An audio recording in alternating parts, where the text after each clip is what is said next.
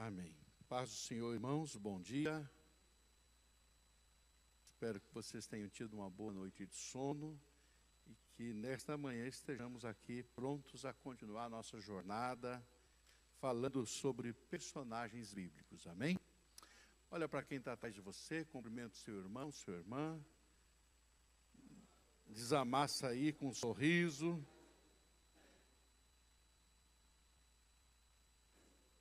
Amém.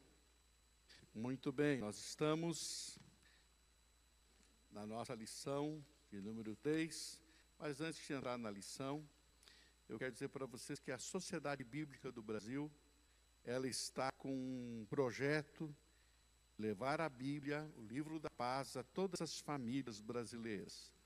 E dentro desse projeto, eles lançaram o Novo Testamento da Paz. Novo Testamento que, na introdução dele, contém o plano de salvação.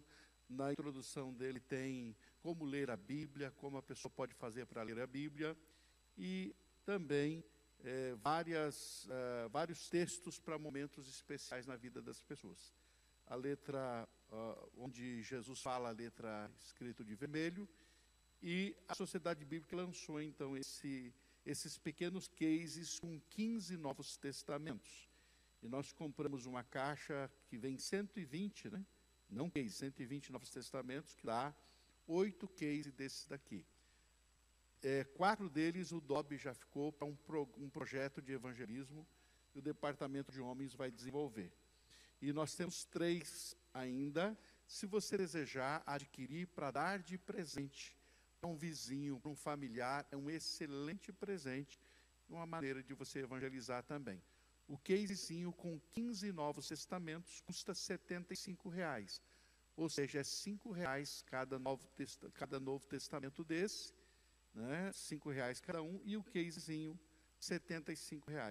A gente está disponibilizando o case assim, porque é mais prático. Você pega 15 e vai, né, abençoar a tua família, vai abençoar amigos. Então, se você tiver interesse, eu tenho 3 desses apenas, tá? 3 casezinhos de 15, né, para aí os irmãos, à disposição dos irmãos, tá bom?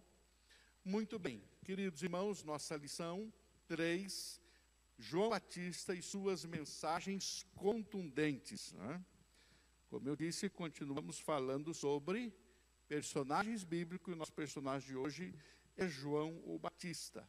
Pastor Jackson Jean Silva, lá de Aparecida de Goiânia, é o nosso comentarista da nossa lição dessa semana. Amém? Então, vamos começar lendo o nosso texto. Sim, tem uma pequena errata aqui, onde é aí o capítulo 1, aí o ponto 1, melhor, né? João Batista, onde está escrito o precursor, é o precursor, tá? Então, por isso há uma errata, página número 19, onde se lê precursor, leia-se precursor, tá?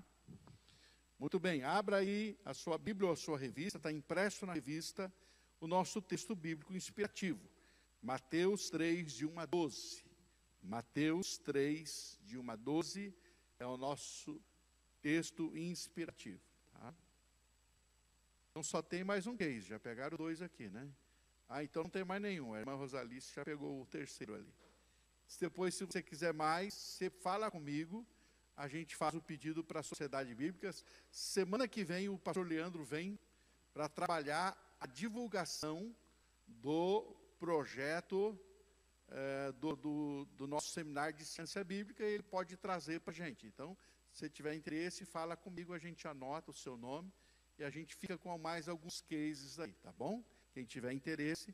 Agora, então, para o Natal, para dar de presente, é um excelente presente para você presentear alguém com o Novo Testamento, né? Mateus 3, de 1 a 12. Esses 3 cases vocês acertam comigo diretamente, né, irmãos? Eu preciso acertar com o caixa da igreja, a caixa toda que eu comprei. Então, por favor, acertem comigo, tá? Mateus 3, de 1 a 12. Vamos lá, compartilhando, como a gente sempre faz, um irmão e uma irmã fazendo a leitura bíblica. Versículo 1, uma irmã pode começar lendo bem alto, por favor, irmão, bem alto, quero ouvir sua voz lá do outro lado da China. Então, bem alto.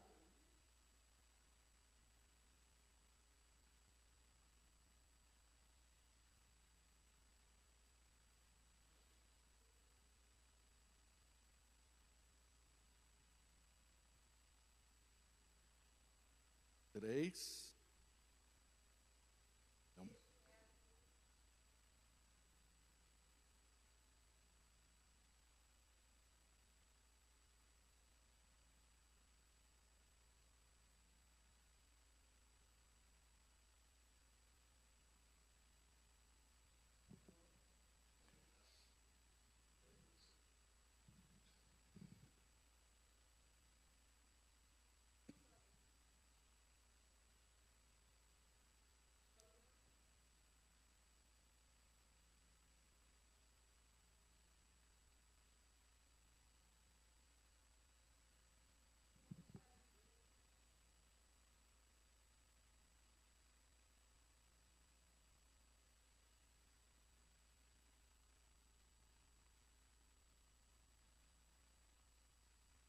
oito.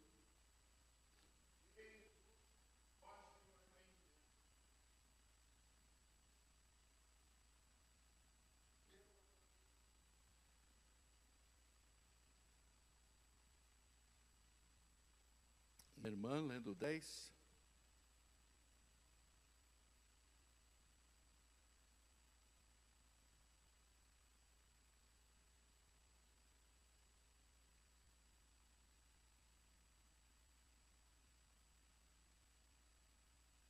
Um irmão.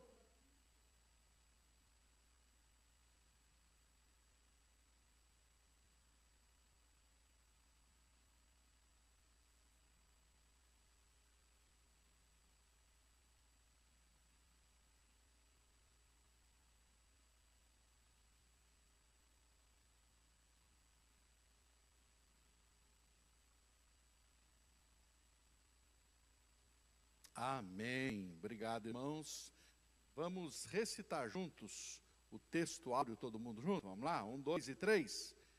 Porquanto João dizia a Herodes: não te é permitido viver com a mulher do teu irmão.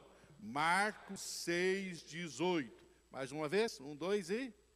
Porquanto...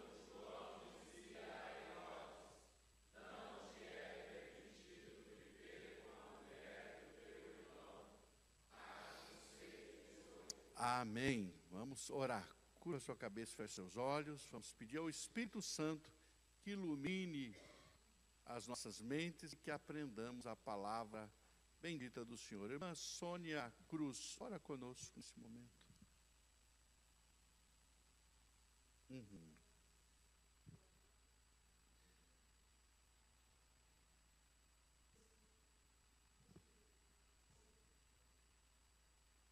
Uhum. Uhum. Aleluia. Uhum. Uhum.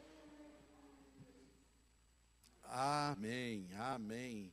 Louvado seja o nome do Senhor. Irmãos, então vamos estar aprendendo esta manhã. Temos 3 objetivos estabelecidos. O primeiro deles, eu quero nesta manhã ensinar que precisamos ter a mesma autoridade de João Batista para confrontar o pecado de quem quer que seja e chamar todos ao arrependimento.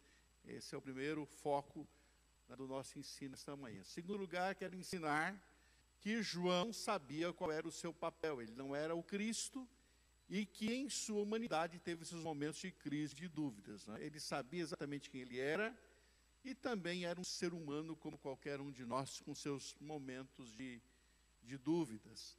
Em terceiro lugar, quero ensinar que precisamos conhecer e compreender o nosso tempo, sabendo que hoje a igreja é a voz profética e continua chamando as pessoas ao arrependimento e salvação e preparando também o caminho para a segunda vinda de Jesus. Amém? Então, o propósito da igreja hoje é ser voz profética, chama as pessoas ao arrependimento, à salvação e prepara também o caminho para a volta de Jesus. Tanto é que a volta de Jesus depende muito de nós, porque nós temos a responsabilidade de levar o Evangelho a todas as pessoas em todo o mundo, para que então o Senhor possa voltar. Amém? É tarefa nossa estarmos fazendo isso, né, e nós temos esse dever.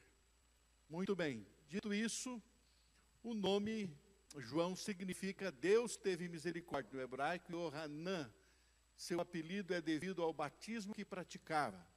Batista vem de batismo, e batismo significa emergir, afundar. Então, Batista era o apelido por conta do batismo que ele praticava. João apenas é o seu nome. Gostaria de lembrar sempre os irmãos que o João, o Batista, não escreveu nada.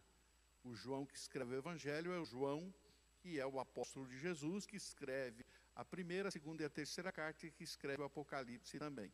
Só para esclarecer, especialmente os irmãos que às vezes não têm esse conhecimento, é importante que saibam também, né, que o Batista não escreveu, ele só cumpriu o seu ministério, né, profético de preparar o caminho do Senhor. Muito bem. João era filho de um casal que descendia de Arão, Zacarias e Isabel. Zacarias era da ordem de Abias, que cumpria o 8º turno. Quem leu a lição da semana passada conheceu um pouquinho da história. Não estava escrito isso, mas conheceu um pouquinho da história e também um pouquinho da vida desses personagens, Zacarias e Isabel. Curva sua cabeça, feche seus olhos. Nós estamos falando de responsabilidade para que Jesus volte. Para isso precisamos de ceifeiros, né? Pai, nós oramos nesta manhã, lembrando, Senhor, que em Lucas 10:2, o Senhor nos mandou orar. E no seu mandamento, o Senhor disse que era para pedir ao Senhor da seara que mandasse trabalhadores. Então, quem manda os trabalhadores é o Senhor da seara. Manda, nós oramos para que o Senhor mande trabalhadores para a tua seara. Seara aqui, Senhor, em Cascavel, seara no Paraná, seara no Brasil, seara, Senhor, no mundo, até os confins. Que aqui no nosso meio o Senhor possa enviar trabalhadores, que os trabalhadores saiam, Senhor amado, do seu estado de comodismo e sejam levados ao trabalho do Senhor para a proclamação do Evangelho. É a minha oração em nome de Jesus. Amém.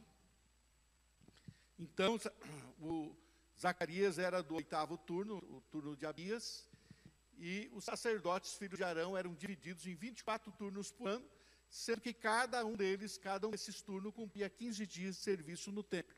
Não ficava pesado para ninguém. Então, dividia-se todos os sacerdotes em 24 turnos, e cada turno tinha 15 dias. O turno do Zacarias era o 8º. Ele ia lá, então, dar 15 dias no templo. Foi nesse contexto aí do templo que o anjo falou com ele, e falou-lhe que ele seria o pai de João Batista. Está lá em 1 Crônicas 24:10, essa informação e esse ensino que ele era da ordem de Abias, esse 8º turno aí. Tá? O nascimento de João, gente, foi algo marcante, né? Por quê? Porque Deus sempre age de forma sobrenatural para inaugurar um novo tempo, para inaugurar uma nova era.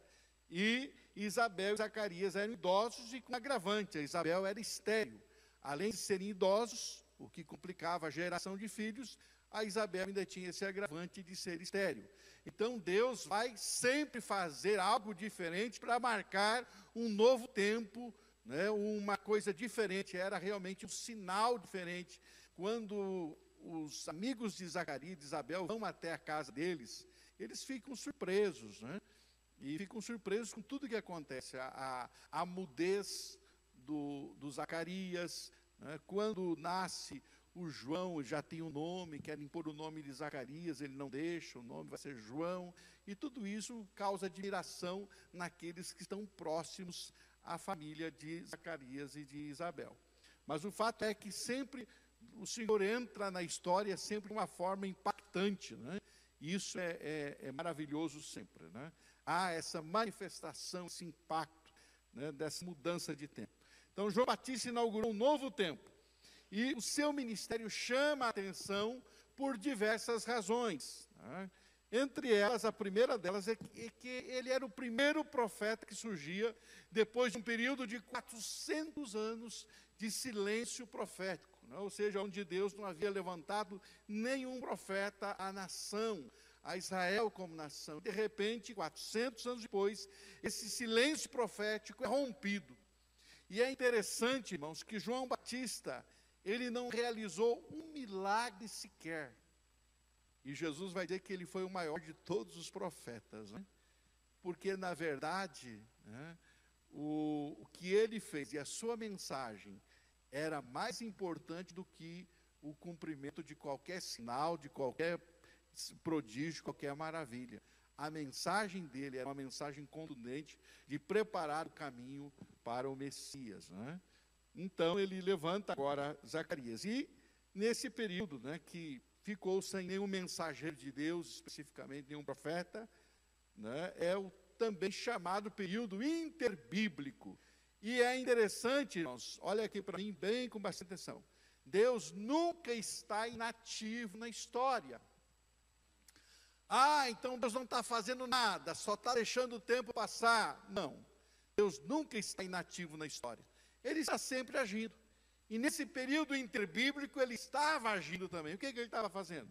Nesse período interbíblico surge o Império Babilônico, que logo dá lugar ao Império Medo-Persa, depois surge o Império Grego, depois o Império Romano. E também nesse tempo, 165 mais ou menos antes de Cristo, surgiram os Macabeus, e cada um deixou sua contribuição na preparação da vinda para o Messias. Ou seja, Deus não estava inativo. Não vou falar com esse povo, vou deixar a história correr, daqui 400 anos eu vejo o que faço. Não, ele está trabalhando o tempo todo para cumprir os seus propósitos. Por isso o apóstolo Paulo, escrevendo aos Gálatas, disse que Jesus veio na plenitude dos tempos, no tempo certo, na hora certa, na história. Entendeu, irmãos? Se Jesus, você podia dizer, mas ele podia vir hoje, porque hoje tem o advento aí da internet, das redes sociais, então seria muito mais fácil se Jesus viesse hoje, a mensagem dele seria difundida globalmente de forma rápida, né? Mas aí ele não morreria na cruz, provavelmente não. Ele morreria de outra morte qualquer, de fuzilamento, de decapitado, qualquer outra coisa, né? Porque na história o Império Romano que naquele momento crucificava as pessoas, né? Então Deus não faz nada ao acaso, ele tem tudo, os mínimos detalhes sempre muito bem elaborados no seu plano de salvação. E nesse tempo então surgem esses períodos. Os medos persas contribuíram, porque logo, já no tempo dos babilônios, mas isso se expande mais no Império Medo-Persa, há esse entendimento de que a cultura judaica precisa ser preservada, a língua, o ensino das escrituras, e surgem as sinagogas. A palavra sinagoga significa assembleia. Surgem então as assembleias, né? E também se estabelece que se difundam as sinagogas por todos os lugares. Então, uma cidade que tinha 10 judeus já podia estabelecer uma sinagoga. Tinha que ter pelo menos 10 judeus residentes na cidade para ser constituída uma sinagoga. Então, é difundida as sinagogas, que é o lugar em que, na verdade, lá no Novo Testamento vai servir de base para quê? Para a propagação do Evangelho. Se você ler o livro de Atos dos Apóstolos, você vai descobrir que a primeira coisa que Paulo fazia quando chegava numa cidade era o quê? Era o quê? Era o quê? Procurar uma sinagoga. E quando ele não tinha, ele ia procurar um outro lugar. Por exemplo, ele chega em Filipos, não tinha sinagoga, certamente não tinha 10 judeus na cidade, ele vai lá para a beira do rio, onde ele encontra a Lídia, a vendedora de púrpura, né? Então, meus irmãos, a primeira coisa que Paulo fazia era começar pelos judeus, né? A base dele era sempre os judeus. Então, quando ele chegava, a primeira coisa que ele fazia era procurar uma sinagoga. E havia muitas sinagogas espalhadas, exatamente porque foi muito difundido durante o Império Medo-Persa. Os gregos unificaram o império com a língua universal, facilitando a comunicação do Evangelho. O grego era o inglês de hoje, né? Você fala um pouquinho de inglês, você viaja o mundo todo, se comunica com todo mundo se você fala um pouco de inglês. O grego era a língua universal, todo mundo falava grego, especialmente, né, aqueles que procuravam ou que tinham até, né, o comércio era muito forte, aqueles que trabalhavam com o comércio, eles tinham que aprender porque era a língua comercial da época, né? Os romanos contribuíram com a construção de estradas e permitiram o acesso a muitos lugares. E também Deus permitiu que eles fizessem uma outra coisa, né? Foram eles, né, que promoveram a diáspora. O que é a diáspora? A dispersão dos judeus, né? Botou os judeus para correr, né, dispersou para todo lugar. E a dispersão dos judeus também foi uma coisa boa, não foi ruim. Porque ao dispersá-los pelo império, como eu disse, onde eles chegavam, estabeleciam sinagogas, que era o ponto de partida da pregação do evangelho. Então também colaboraram com isso. E as estradas que facilitaram. Tanto é que surgiu, né, o ditado que dizia que todos os caminhos levam a Roma, né? Porque havia muitas estradas ligando a Roma a diversos lugares e diversas províncias. Tá? E os macabeus, é uma expressão que pode ser traduzida por martelos, foram integrantes de um exército rebelde, né, que surgiu em 165. Aí, o Judas Macabeu fez uma revolta, porque um dos sucessores da linha dos Seleucidas, que foi uma dinastia fundada aí pelo Seleuco Nicanor, um dos generais do Alexandre o Grande. O império dele foi dividido em 4 partes. O Seleuco Nicanor ficou com a Síria, e depois, lá em 165, um tal de Antíoco Epifanio, né, ele faz o quê? Ele começa a oprimir os judeus, ele vai lá fazer sacrifício de porcos no templo, ele faz cada barbaridade, e aí gera uma revolta, e surge aí o Judas Macabeu, e o Judas, então, consegue, eles menosprezaram, isso é uma revoltinha qualquer, mas o Judas Macabeu conseguiu libertar ali a Palestina por um período de 25 anos, mais ou menos, ficaram independentes, e depois surge uma outra dinastia, que são os Asmoneus, que vem exatamente do irmão aí do Judas, né? E esse Judas, então, se rebela e consegue ali um período de independência para o povo judeu naquela época ali na Palestina. Né? O Antíoco Epifânio, esse aí, inclusive, foi visto por muitos como anticristo. Alguns pensavam, inclusive, que ele era o anticristo, o homem lá do pecado descrito por Daniel, né? De tanta barbaridade que ele cometeu e o que ele se revoltou contra o povo judeu. Muito bem. Então, irmãos, após isso, né, os macabeus contribuíram para o renascimento de um nacionalismo que propiciou ambiente para a formação das principais seitas judaicas. Surgiram nesse período as principais seitas, fariseus, os saduceus, essênios e tarará, surgiram aí, nesse período de renascimento desse nacionalismo. Né? Então, é interessante. E os asmoneus, que criaram uma dinastia governante durante o reino asmoneu de Israel, de 140 a 37 a.C., um estado judaico religioso independente, né, foi fundado sob a liderança de Simão Macabeu, que era irmão do Judas, 2 décadas depois de seu irmão, né? Derrotou lá o exército do Antíoco. O reino asmoneu sobreviveu por 103 anos, antes de se render à dinastia herodiana em 37 a.C. Na verdade, era um reino vassalo de Roma, né? E depois da dinastia dos Asmoneus, surge então a dinastia herodiana.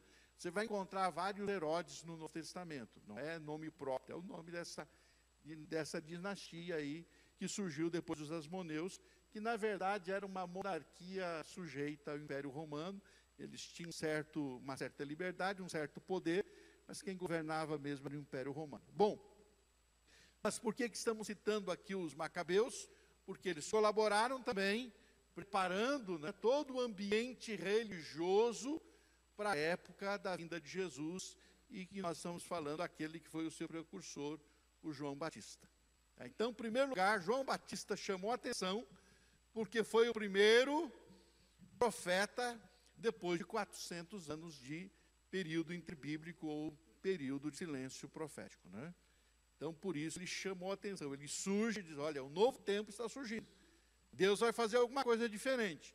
Então, já criou uma expectativa. Em segundo lugar, João Batista chama a atenção porque ele tem um estilo de vida peculiar. Ele vestia-se de pele de camelo e comia gafanhoto e mel silvestre. É bem provável que ele tenha morado, sim, um tempo com os essênios, que era um grupo asceta. O que é um grupo asceta? Alguém que se isolava do mundo, né, e que tinha práticas, assim, de não se contaminar com certo tipo de comida, com certo tipo de cultura. Eram bem separados mesmo, né, os ascetas. E os essênios tinham essa cultura de viver isolados, viver no deserto, viver longe, para não se contaminar, para não pecarem, então queriam viver uma vida pura, uma vida santa, então tinham essa cultura. E João provavelmente morou um tempo entre os descendentes, porque ele vem do deserto pregando, né? E é provável que tenha morado com eles. Então, o seu estilo de vida chama a atenção. Surge um homem, né? Se surgisse alguém hoje aqui, né, vestido de pele de camelo, né, que você sabe que a dieta dele é gafanhoto e mel silvestre, é um cara diferente, você ia querer ver. Vamos lá, a curiosidade, pelo menos, ia te levar a querer conhecer o João Batista, né? Estou curioso para ver quem é esse camarada. Diz que ele come gafanhoto, será que come mesmo? Né? Diz que ele se veste de pele de camelo, será que se veste mesmo? Então ele chamava a atenção por isso. Em terceiro lugar, João Batista surgiu com uma mensagem contundente, chamando o povo ao arrependimento e preparando o caminho para o Messias. Por essas três razões, então, que João, na verdade, ele chama a atenção. Por pelo menos essas três razões. É o primeiro profeta depois de 400 anos, ele tem um estilo de vida peculiar, e ele tem uma mensagem contundente e também um chamado firme ao arrependimento. Tá? Tendo tudo isso como base da nossa lição, vamos analisar um pouquinho o texto base que nós lemos. Permaneça aí com a sua Bíblia aberta em Mateus 3, de 1 a 12, a revista, está aí na revista impresso, o texto, né? O nosso texto base. Se tiver alguma pergunta, irmãos, alguma colaboração, não sei se é só pergunta, pastor, eu quero colaborar. Pode colaborar. Você também aqui pode ajudar a ensinar, você também pode ser professor, tá bom? Então, se tiver alguma pergunta, alguma colaboração, pode me interromper. Tá? O nosso texto base aí, né? Onde foi que surgiu João Batista, irmão Flávio? Que o texto diz que ele surgiu aonde? Está escrito aí, do texto 3, de 1 a 12. Ele surgiu aonde? Hã? Não, mas lê todo. Surgiu aonde? Aonde que surgiu? No deserto da Judéia. No deserto da Judéia. Então foi lá que surgiu. O que eu aprendo aqui? Que se estivermos na direção e no tempo de Deus, o lugar e o ambiente não faz a mínima diferença.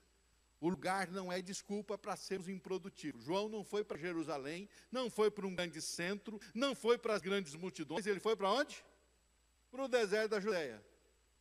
Quando você está no tempo de Deus, quando você faz o que Deus manda, né, você se torna produtivo em qualquer ambiente, irmão. João cumpriu o seu ministério basicamente no deserto da Judéia.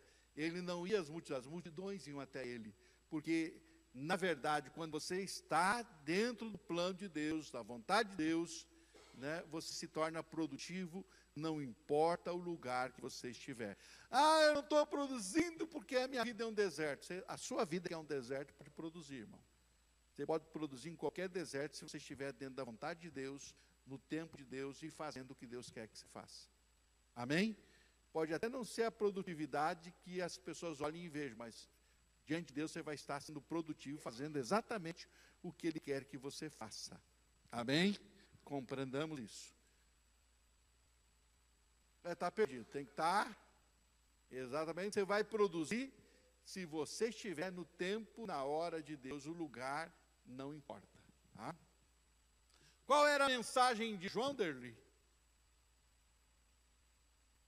Exatamente, um chamado ao arrependimento, porque o reino do céu estava próximo, né?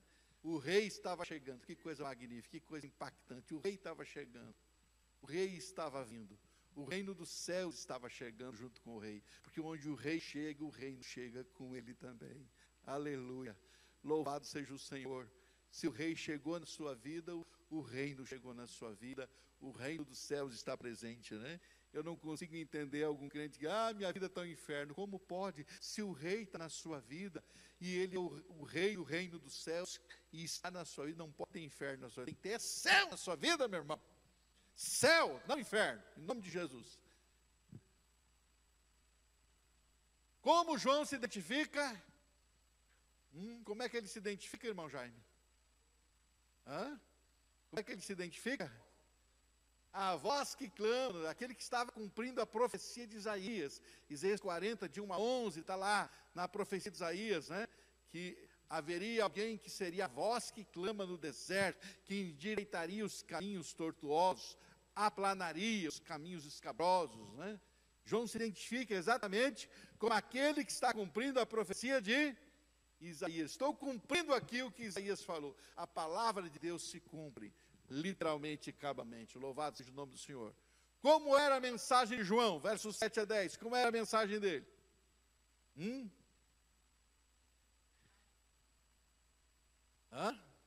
Como é que era a mensagem de João, irmãos?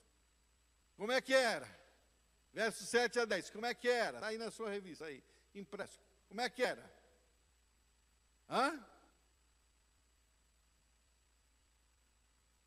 Como é que era? Contundente e direta. João era um verdadeiro trator a aplanar os caminhos escabrosos. Caminhos escabrosos precisa de trator, né, para poder passar, senão não passa. Tem que aplanar, né, com um trator, né? Irmãos, a nossa vida torta não endireita de qualquer maneira, não precisa de uma mensagem muitas vezes contundente. Eu sempre digo que o João Batista, né, muito se escandaliza. Gente, hoje o pessoal está vindo para a igreja procurar melzinho com açúcar, né, melzinho, né, coisinha doce, né? Quer mais ainda, A pessoa quer a mensagem docinha, né? Passa a mãozinha na cabeça. Você está com o teu pecado, fica o teu pecadinho aí, tudo bem. Jesus te ama mesmo assim, né? Jesus te ama mesmo assim, né? Não importa, né? E aí a pessoa está indo para o inferno, né, de uma forma suave, ela nem sente. Quando ela vê, ela está lá. Como é que eu vim parar aqui? Você não sabe? Você procurou uma mensagenzinha que te alisasse, e é isso que aconteceu, né?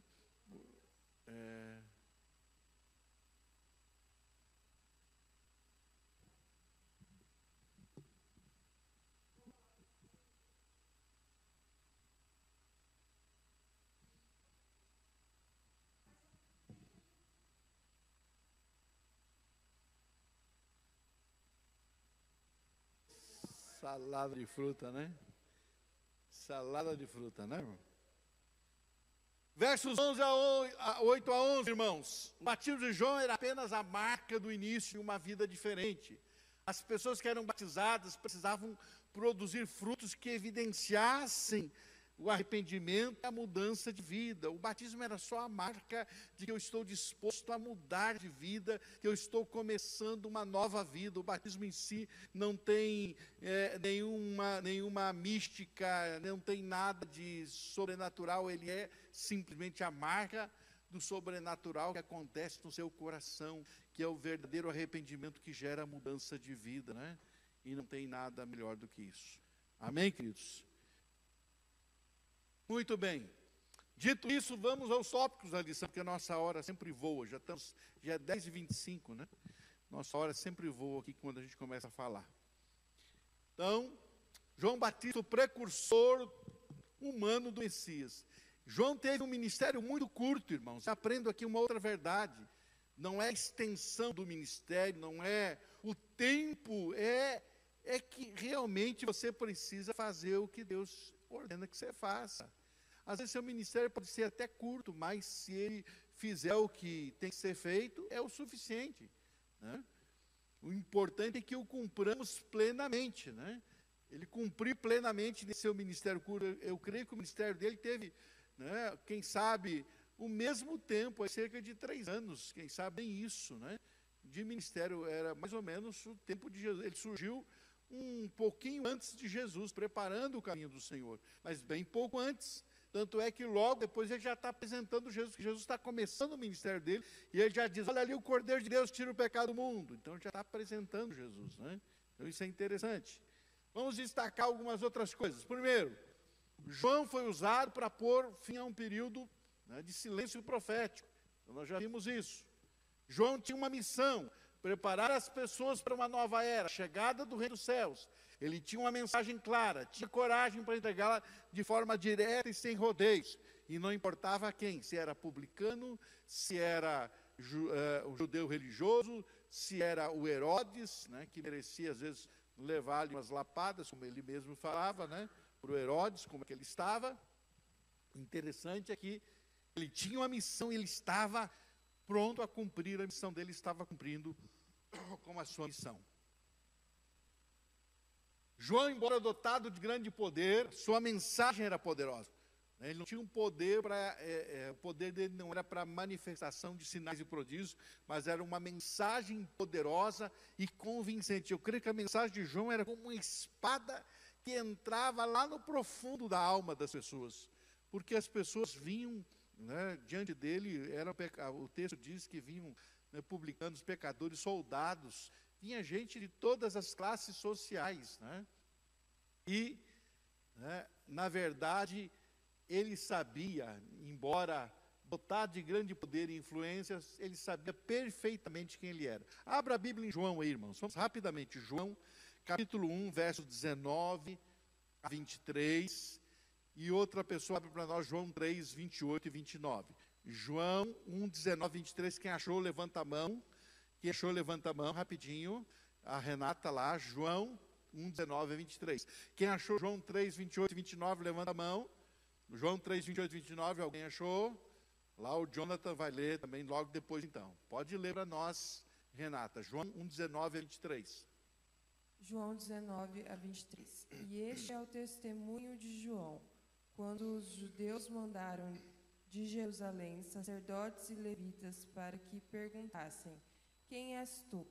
E confessou e não negou. Confessou: eu não sou Cristo. E perguntaram-lhe: então quem és, pois? És tu Elias? E disse: não sou. És tu o profeta? E respondeu: não. Disseram-lhe, pois: quem és, para que demos resposta àqueles que nos enviaram? Que dizes de ti mesmo? Disse: eu sou a voz do que clama no deserto. Endireitai o caminho do Senhor, como disse o profeta Isaías. Então ele diz: você é o Cristo? Ele sabia quem ele era. Não sou o Cristo. Quando ele diz assim, o profeta aqui, irmãos, é o profeta que Moisés havia profetizado. Deus vai levantar um profeta maior do que eu. E né, lá em Deuteronômio, Moisés vai dizer isso. E você é o profeta que foi preconizado por Moisés? Também não sou. Então, quem você é? Eu sou a voz do que clama no deserto. Ele sabia exatamente qual era o papel dele, quem ele era. Nós precisamos saber quem nós somos. Né? Você não tem a solução, por isso que eu digo sempre, você não tem, né, a solução para o mundo, você não é melhor, a solução para o mundo, você tem a solução, você não é. A solução para o mundo é Jesus, você tem a solução que é Jesus, mas você não é a solução, você não é o Cristo. Você é apenas um agente do Cristo, você é um representante do Cristo. Você fala do Cristo, você anuncia o Cristo, mas você não é o Cristo. Às vezes a gente quer dar a solução para todo mundo, a gente quer que as pessoas pensem que a gente é super-homem e que tem resposta para tudo. Nós não temos resposta para nada. Quem tem a resposta e quem é a resposta é Jesus. E João sabia, ele veio para apontar para o Cristo. Não, é Ele, é Ele. Né? Eu não sou digno de desatar as sandálias, vamos ler esse texto. Não sou digno de desatar a sandália dele. Eu batizo com água, mas ele vai batizar com fogo. Né? Ou seja, é ele que faz a obra. Pode ler, Jonathan. João 13, 28 e 29. Vocês mesmos são testemunhas de que eu disse: eu não sou Cristo, mas fui enviado como o seu precursor. O que tem a noiva é o noivo. O amigo do noivo que está presente e o escuta se alegra muito por causa da voz do noivo, pois essa alegria já se cumpriu em mim. Eu sou o amigo do noivo. Eu não sou o noivo, eu sou amigo do noivo. E fico feliz de ser o amigo do noivo. Né? Ele sabia o seu papel. Né? Ele não veio para estar nos holofotes. Ele veio para simplesmente entender que estava fazendo aqui o papel do amigo do noivo. Né?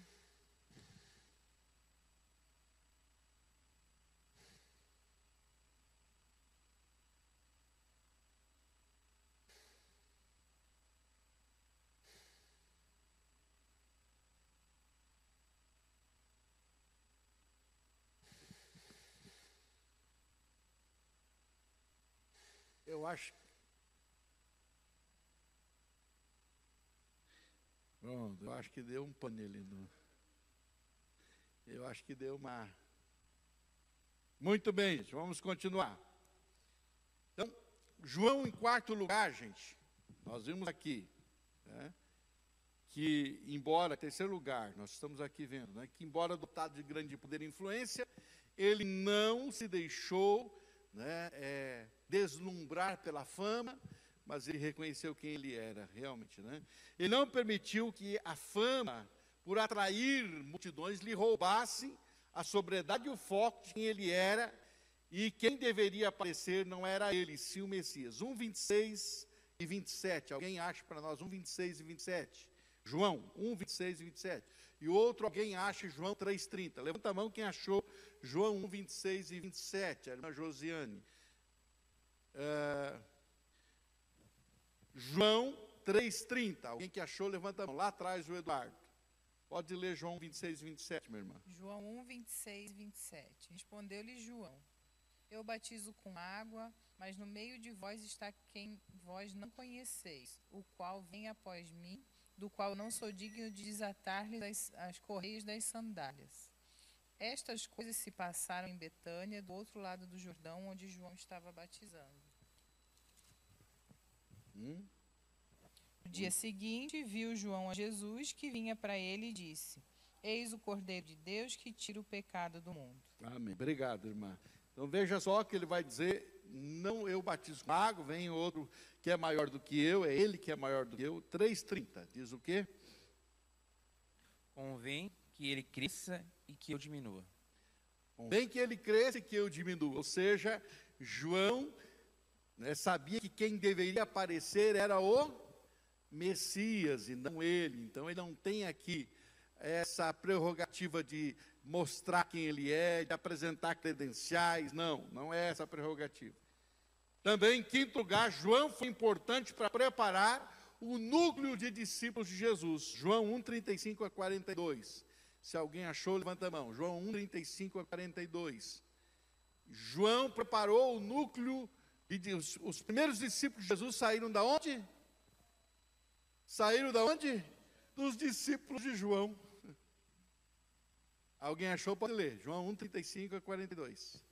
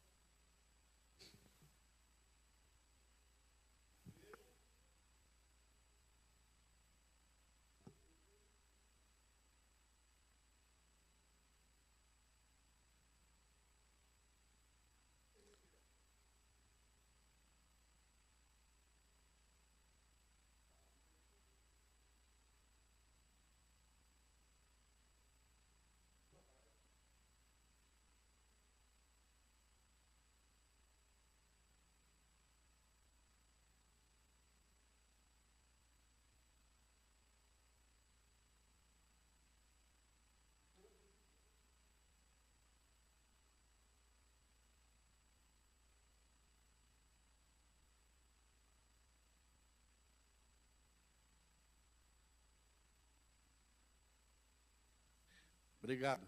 Então veja bem, o João aponta para Jesus e diz: esse é o Cordeiro de Deus. Tem os discípulos do João, aquele é o Cordeiro de Deus. Daí o André e o Tiago começam a seguir Jesus. Vão seguir Jesus. E de repente o João pergunta: onde é que vocês estão indo? Você disse que ele é mais importante que você, então vão atrás dele. E de repente a igreja do João começou a perder os membros. Começou a perder os membros para Jesus, porque o núcleo de discípulos de Jesus começa com os discípulos do João, que começam a seguir Jesus, começam a ir atrás de Jesus. A igreja do João começa a esvaziar, a igreja de Jesus começa a crescer um pouquinho mais, né? Os discípulos que vinham do João. Mas é interessante, é engraçado que eles não querem nem saber, eles largam o João e estamos indo, então, já que é ele, e você só veio preparar o caminho dele, estamos indo com ele, né? Então, é interessante que, né, os primeiros discípulos de Jesus saem aí dos discípulos de João, né? E é interessante que João não se preocupa com isso, ele sabe o que ele veio fazer, isso é importante. Então, o ministério de João começou pouco tempo antes do ministério de Jesus. A sua mensagem, irmãos, era universal. Como eu disse, alcançava religiosos, alcançava publicanos, soldados, não é restrito a um determinado grupo, né? O arrependimento era e continua sendo a condição vital para a mudança de vida e, consequentemente, a mudança de reino. A mensagem de João continua sendo a nossa mensagem hoje. A mensagem do arrependimento. Não há como mudar de reino, não há como mudar de vida sem arrependimento. E o que é arrependimento, irmã Edjane? O que é arrependimento? Hã? O que é arrependimento, irmã Marione?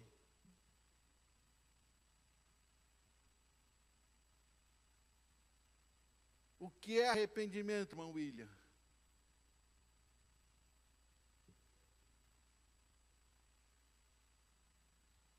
O que é arrependimento, meus irmãos? Mudança de vida. Pecava, não peca mais. Fazia errado, não faz mais. É mudança de mente. Entendeu? Mudança de mente. Mudança de tristeza profunda pelo pecado e mudança de vida. Isso é arrependimento. Sem mudança de vida, não há como nascer de novo e entrar no reino de Deus. O arrependimento leva à nova vida, ao novo nascimento. E o novo nascimento é a entrada no reino de Deus. A mensagem é a mesma, irmão Elias. Arrependimento. Sem arrependimento, não há como entrar no reino de Deus. Tá? É importante também, irmão, salientar a humanidade do João. Né? Ele era um ser humano como nós também. E nós precisamos entender isso, e isso é evidente exatamente quando ele começa a surgir, ele é preso, e aí o que surge lá no coração dele? Bom, o nosso comentarista diz ali, usando Champlin, que é um comentarista bíblico, né? Ele diz assim que o João de repente ficou preocupado, dizendo assim, poxa, eu esperava um Messias que fosse também libertador, eu não acredito. Eu acredito que João sabia exatamente que tipo de Messias Jesus ia ser. Mas, o comentarista diz assim, porque não pôde nem me proteger, eu que sou enviado dele, agora estou preso aqui, correndo risco de morte, né? Mas eu penso que não. Eu penso que o que João pensou foi exatamente isso, irmãos. Não estava na cabeça do João, mas eu tenho quase que certeza que o que ele pensou foi isso aqui. Será que eu estou morrendo pela causa certa? Será que eu estou morrendo pelo homem certo? Será que eu estou aqui? Será que eu cumpri o que eu tinha que cumprir mesmo? Então, a dúvida dele, quando ele faz a pergunta, manda os discípulos dele perguntar para Jesus se ele era o Messias, a dúvida dele não é em relação a que tipo de reino o Messias vai implantar, ou para ser o salvador dele, ou para estabelecer um reino secular, não. O que o João aqui, ele quer ter a convicção é de que ele não está morrendo em vão, ele está morrendo pelo personagem certo, pela pessoa certa. É isso que ele está pensando aqui. Por isso, quem é que acha para nós aí Mateus 11, 2 a 5? Alguém? Pastor Israel, leia para nós. Mateus 11. Pastor Israel saiu. Então, alguém aí acha para nós. Mateus 11, 2 a 5.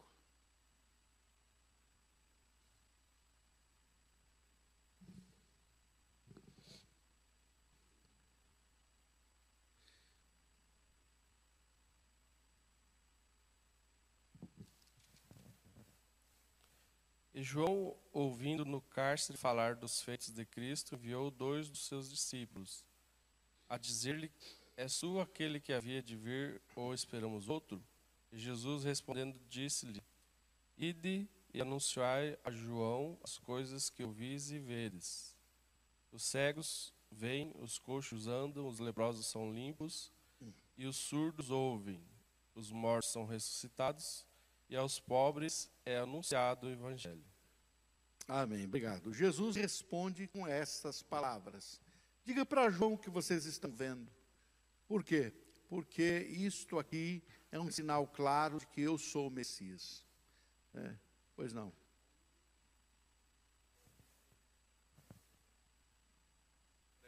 Ele é o Elias que havia de vir.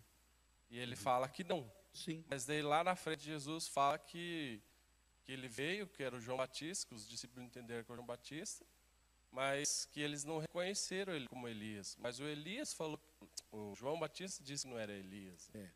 Então, aí o que nós temos que entender, né, é que ele não é o profeta Elias que veio, ou que, como diz o Espírito, a prova da reencarnação é que o João Batista é a reencarnação do Elias, né? Então, também não é nada disso. Ele está dizendo, eu não sou o Elias que veio, que o Elias não morreu, veio agora aqui para morrer. Não, eu não sou Elias.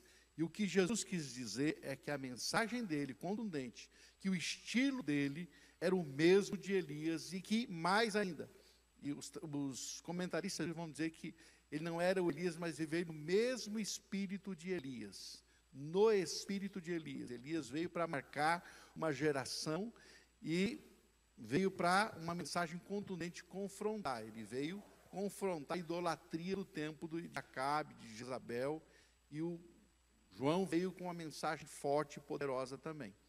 Então, na verdade, ele não era o Elias, né? Ele veio no espírito de Elias. É isso que ele veio, nesse mesmo espírito.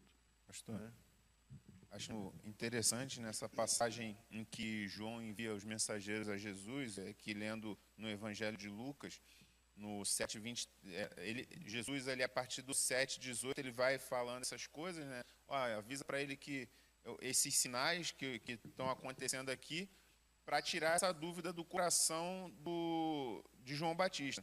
E no versículo 23, ele fala assim, bem-aventurado é aquele que não achar em mim motivo de tropeço. Para alguns, dá a entender de que Jesus estava até mandando uma mensagem para João Batista, que talvez aquela dúvida no coração de João Batista pudesse estar vindo pela mensagem de Jesus, também falar de amor, né? Também ele, apesar dele chamar o arrependimento, ele também falava de amor, de amar ao próximo e até orar pelos inimigos. E para que João Batista não visse motivo nenhum de tropeço em Jesus, tanto quando ele falasse de arrependimento, quando ele falasse de amor. Talvez fosse isso também. Mas uma característica de Jesus que a gente vê que é muito interessante, é que logo em seguida, apesar dele dar essa mensagem para João Batista, não veja em mim motivo de tropeço não, mas perante as outras pessoas ele começa a elogiar João Batista quando ele dá testemunho de João. Ele fala, João veio e tal, e o menor no reino dos céus é maior do que João, mas João foi maior do que todos os outros profetas. Então, ele, ao mesmo tempo que ele exorta João Batista, ele também elogia João Batista para não descredenciar o profeta e toda a sua mensagem, todo o trabalho do profeta perante aquela geração ali. Logo em seguida, a partir do versículo 24, Jesus passa a dar testemunho de João. Isso é interessante. Sim. Muito bem, obrigado, irmão Marildo. Então, meus queridos, a pergunta é, a exemplo de João, será que nós conhecemos a nossa identidade? Sabemos quem nós somos? Qual é a nossa vocação? Qual é a nossa missão nesse mundo? Você tem consciência disso? Precisamos ter muito claro quem nós somos, qual a nossa vocação, qual a nossa missão no mundo. Não podemos jamais, né, andar por aí sem saber quem somos. Nós precisamos ter consciência de quem realmente nós somos. Até que ponto nós estamos dispostos a cumprir o nosso chamado? Até que ponto você está disposto a cumprir com o seu chamado? João literalmente perdeu a cabeça. Você está disposto a perder a cabeça por causa do cumprimento do seu chamado? Você possa estar disposto a morrer pela sua vocação, pelo seu chamado. Amém? João Batista, o profeta contextualizado. Vou acelerar, porque nós já estamos no... João se mostrou, irmãos, atento e comprometido com a realidade e os acontecimentos do seu tempo. Ele não se omitiu de confrontar os poderes dominantes da sua época, não. Ele não se omitiu. Ele confrontava os soldados e lhes ensinava a não aceitar suborno, a se contentarem com o seu soldo. Ele dizia aos cobradores de impostos que não explorassem as pessoas. Esse texto nós vamos ler, Lucas 3, 12 a 14, é um texto muito lindo. Ele está falando disso, está falando de justiça social, de equidade. Irmão Martinho, lê para nós. Irmão Martinho. Lucas 3, 12 a 14. Foram também publicanos para serem batizados e perguntaram-lhe, Mestre, que havemos de fazer? Respondeu-lhes: Não cobreis mais do que o estipulado. Também soldados lhe perguntaram: E nós, que faremos? E ele lhes disse: A ninguém maltrateis, não deis denúncia falsa e contentai-vos com o vosso soldo. Note que João Batista vai dizer: vocês têm que produzir os frutos que evidenciem que vocês realmente arrependeram e mudaram de vida. Né? Ele está atento a isso. Ele confrontou o pecado de Herodes, que o respeitava como profeta. Ele diz: olha, você casou com a mulher do seu irmão, isso é pecado, isso é errado. Ele não retrocedeu mesmo quando ele sabia que estava correndo risco de morte. Por isso também nós não podemos nos calar diante das ideologias do nosso tempo. A igreja é a voz profética desse tempo, irmãos. Nós não podemos nos calar. Não tenha medo, fale a verdade. Não tenha medo, seja ousado. O Espírito Santo veio para estar conosco, para que você tenha ousadia, para que tenhamos ousadia de confrontar o erro. Não tenha medo de falar, de confrontar, de dizer, de apontar e de dizer o que é errado. Ah, mas é difícil, mas você é a voz profética de Deus nesse tempo. Então não tenha receio de fazer. Amém? A exemplo de João, estamos atentos e comprometidos como agentes do reino de Deus para com as realidades do mundo à nossa volta? Naquilo que podemos, nós estamos ousando interferir? Estamos interferindo? Isso é importante, irmãos. Naquilo que podemos, nós devemos interferir. Né? Então, tenha autoridade. Nós somos a voz profética de Deus desse tempo. E, em terceiro lugar, aí nosso terceiro ponto, né, da nossa lição, João Batista, modelo para a igreja. Vamos encerrando. João Batista é um exemplo a ser seguido pela igreja de Jesus. A igreja precisa ter muito claro quem ela é, qual é o seu propósito. Assim como João Batista sabia quem era, qual era o seu propósito, nós precisamos saber quem somos e qual é o nosso propósito. Amém? A igreja precisa ser fiel ao seu chamado e, apesar do preço a ser pago, permanecer fiel, firme e leal em seu ministério. Ou seja, a igreja precisa entender, né, que há um preço a ser pago, mas ela precisa ser fiel ao seu chamado, ao seu ministério profético nesse mundo, assim como João Batista. João Batista é um exemplo para nós também, né? E a igreja precisa seguir esse exemplo, chamar as pessoas ao arrependimento e anunciar as boas novas de perdão. A igreja precisa chamar as pessoas ao quê? Ao arrependimento. Você precisa chamar as pessoas ao arrependimento, à mudança de vida. A igreja precisa proclamar o juízo de Deus contra o pecado. O machado já está na raiz da árvore. Se não produzir bom fruto, vai ser cortada. A igreja precisa ser uma voz que clama contra o pecado, contra a injustiça, contra a corrupção.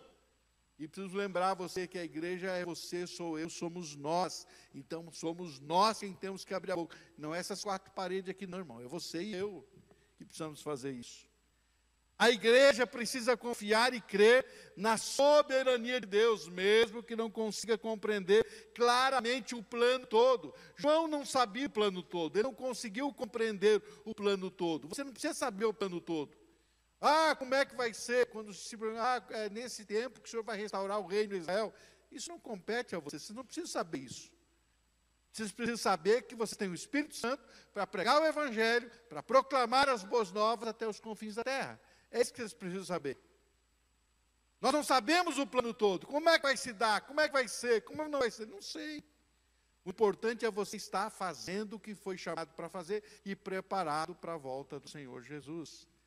E a igreja precisa, assim como João, estar pronta a sofrer e a morrer, se necessário, sendo fiel ao seu chamado e à sua vocação. Amém, queridos? Isso é muito importante. As pessoas não estão dispostas a ouvir vozes que clamam nos desertos, mas precisamos clamar, mesmo que as pessoas não gostem ou não queiram ouvir a mensagem. A mensagem do arrependimento precisa ser pregada, proclamada, as pessoas gostando ou não gostando, certo? Estamos dispostos a seguir o modelo de ministério de João Batista? Nós somos aqueles que estão preparando o caminho para a volta do Senhor Jesus. Você crê nisso? Amém? Precisamos fazer isso. Concluindo, irmãos, é preciso que tenhamos a mesma autoridade de João para confrontar o pecado de quem quer que seja. Pode ser o Herodes, não interessa.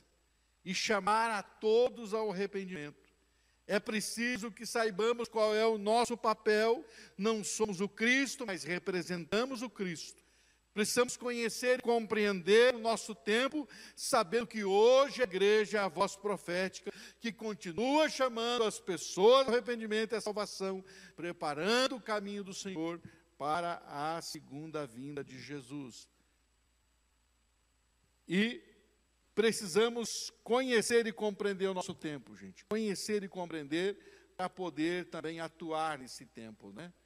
E eu digo, você pode pensar consigo mesmo, como eu, tão pequeno, posso fazer diferença, pastor? Jesus responde para você e para mim. Ele vai dizer, dos nascidos de mulher, não há ninguém tão grande quanto João. Porém, o menor do reino dos céus é maior do que ele. Então, eu quero que você diga para o seu irmão aí, por favor, João era grande. João era o maior. Mas você é maior ainda.